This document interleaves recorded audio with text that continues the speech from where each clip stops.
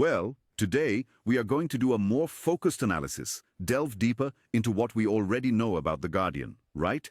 One of the starting classes of Elden Ring Nightreign. Exactly. We took what came out of the network tests, some initial guides to try to better understand what defines this class, its abilities, and its role in cooperative gameplay. That's right. The idea is to really dissect this tank archetype of the Nightreign. Look at the skills, strengths, and how it is to play with it in practice.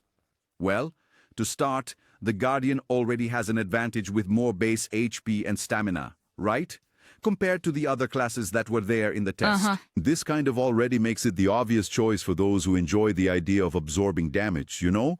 The famous tanking and protecting the group. Yes, correct. He starts with the Guardian's halberd and the Guardian's large shield.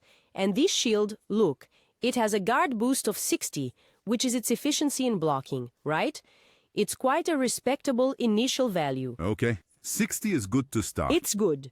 But there's a caveat, as sources point out, and it's quite crucial. It seems it's quite rare to find much better shields later. And even worse, upgrading this initial shield doesn't increase that blocking attribute. Hey, wait a minute. That's complicated for a tank, don't you think?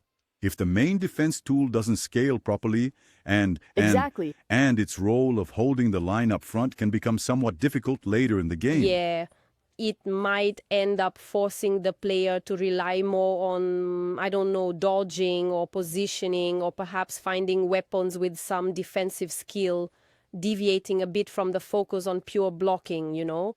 This was a point that caused some frustration, according to reports. I understand. Well, and the passive skills. There's that one, stand your ground. What do we know about her? So, its description suggests that when he prepares with the shield raised, the Guardian becomes steadier, more stable. The most likely interpretation is that this prevents him from being pushed back by those heavier attacks, you know? Those that normally unbalance other characters, essential for holding position against larger enemies. Right. And they also mention a unique defense stance. Maybe a tank mode that needs to be activated, but the exact details of how it works are still somewhat unclear. I see. It really reinforces that wall image, right? If planting your feet is about standing firm, how does the active ability with the Whirlwind fit into this story? How does it complement it? Oh, the Whirlwind. It creates a very fast air cyclone, 360 degrees, which briefly throws nearby enemies upward, leaving them vulnerable for a moment, and you can charge it to increase the range a little. Useful for creating a small opening, but I saw some critical reviews saying it might be the least impactful initial skill of all classes. A cyclone that barely lifts enemies seems kind of, I don't know, a bit weak for a Guardian, right? What's your take? Look, the criticism is valid. Yes, the damage is low, and the time enemies stay in the air is minimal indeed. If we compare it with other classes' abilities, which provide mobility or continuous damage, or help manage resources, the Whirlwind truly seems less versatile in most situations. Maybe its utility is very specific, like interrupting several casters at once, or gaining that second to reposition, but it's not something you'll use all the time. Got it? So it's more situational then? But it seems that the Guardian's real shine is in the ultimate ability, right? The wings of salvation. Then the conversation changes, Oh, right? completely.